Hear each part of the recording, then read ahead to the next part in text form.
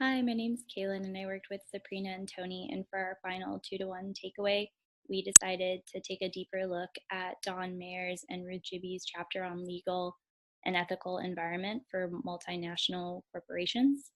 And the two takeaways that we took away from the piece were that despite the fact that MNC does its best to protect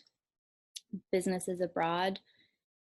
ethical dilemmas like bribery and human rights violations continue to occur, and that in spite of their magnitude or the fact that there's multiple occurrences worldwide, that the laws put in place bear little to no meaning on the societies that we live in. And the first main takeaway that we looked at was bribery, just because it continues to be the main archetype for corporations to engage in unethical business decisions, let alone in bad human behavior. And we found that despite the fact that government agencies and law practices continue to double in size, so does the rate of bribery. And one of the main contributors to this was globalization, just because it's really accelerated in the past 30 years, especially in countries like China and Mexico that want to have a better economy and have better societal benefits for their people. And we took a deeper dive into the articles we read on the Walmart scandal in Mexico,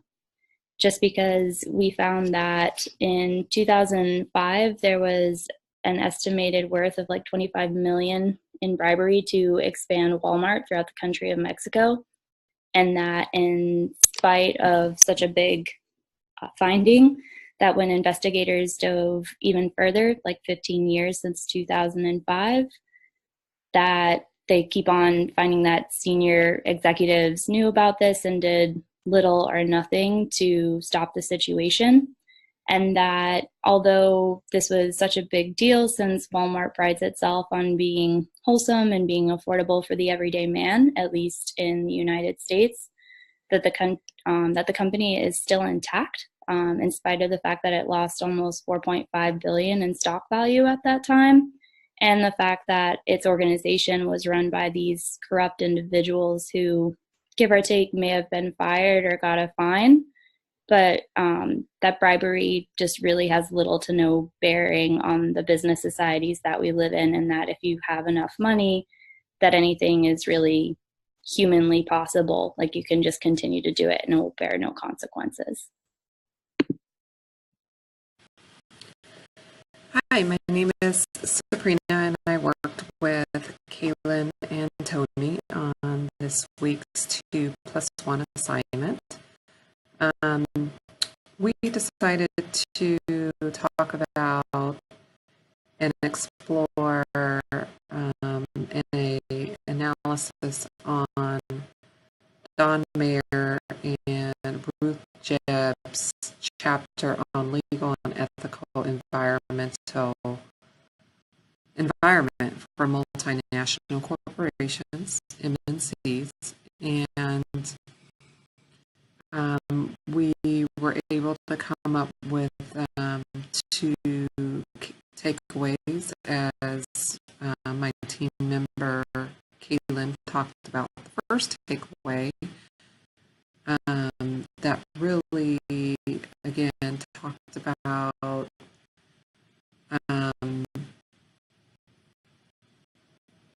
kind of the challenges that are faced by MNCs when they decide to do business abroad. The second key takeaway is what I'm going to focus on, and that really focuses on the fact that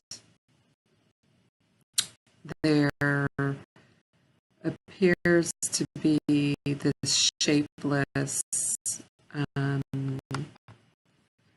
concept around human rights as it relates to companies that do business abroad. Effectively, despite the fact that these could be companies that are domiciled in the United States who arguably have much stronger, robust rules, laws, and just cultural norms around human rights. We see over and over again how when these companies start doing business in other countries, that they're often found to violate various human rights practices. We saw that with Walmart in Mexico, and again, it's just an endless number of examples where this occurs. So, the key takeaway here is that despite the fact that a corporation may be doing business or entering into new foreign markets that, let's say, may have what appears to be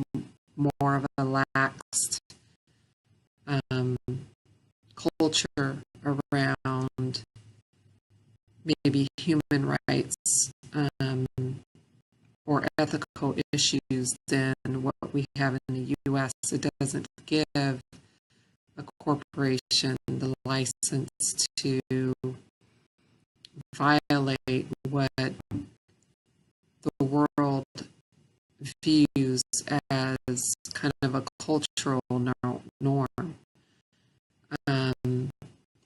that businesses should recognize that by doing so, by violating these cultural norms or these ethical principles, especially as it relates to human rights, they're actually presenting a threat to democracy and free trade. Things such as human rights violations, environmental issues can be viewed as a negative externality, which is a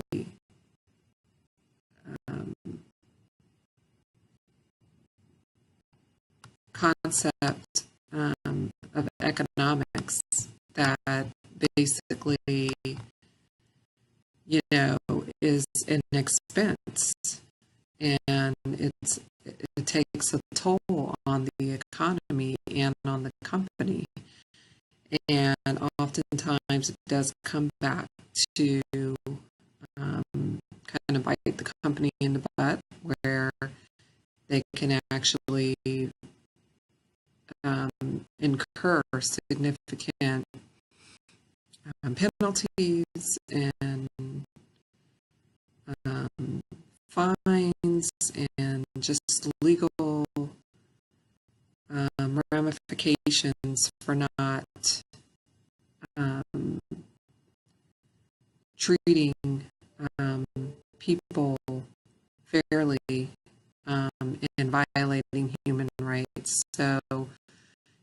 we thought it was a bit ironic that this occurs because, again, it's, a company's success hinges on the people, regardless of what country is doing business in. You would think corporations recognize the fact that it's important to treat people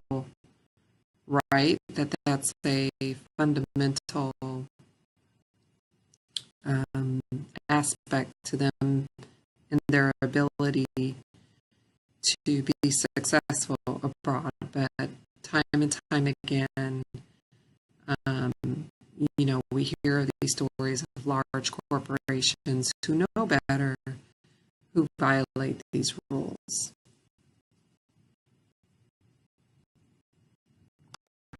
Hello, my name is Tony Singh. I work with Kaylin and Sabrina, and on our third Daniels engagement, we are, or I actually am focused on the unresolved question, is the portion that I am handling in today's video. So our unresolved question is: has humanity learned from their mistakes in the past? And that actually is a pretty good question, since it really there's so many things that we've seen in the past that has occurred, beginning, well, not just beginning, but also showing through the Nuremberg trials of the 1940s, where it actually began humanity being guarded by a global shield, obviously for human rights, and trying to keep people safe from leaders of not only the military, but of corporate and multinational corporations that had cruel business leaders. These business leaders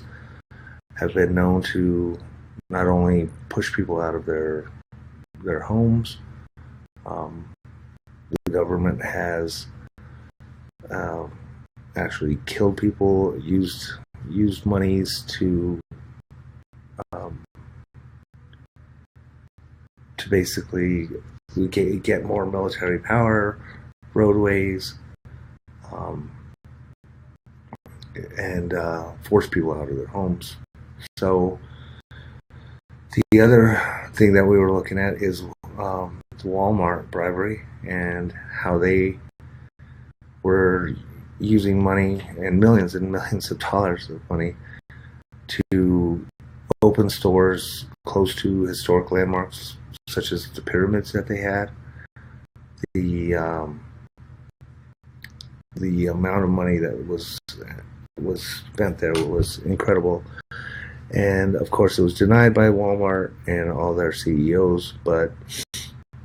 after investigation by the New York Times, it was found out that the actual corporate officers were notified of what was going on and informed of what was going on, and still did nothing to change what was happening in Mexico and how they were opening their stores. But it is not only just bribery or cruelty to human rights. What we also must look at is there's also what's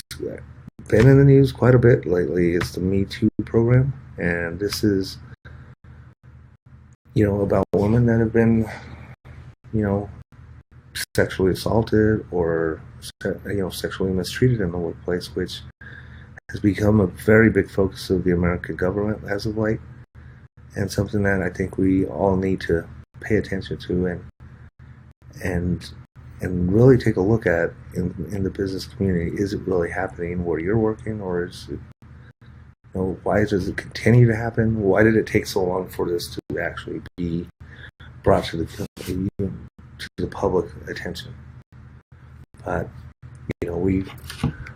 really are pretty much in agreement that we're not sure exactly if humanity will ever learn, but I think we see ourselves getting better as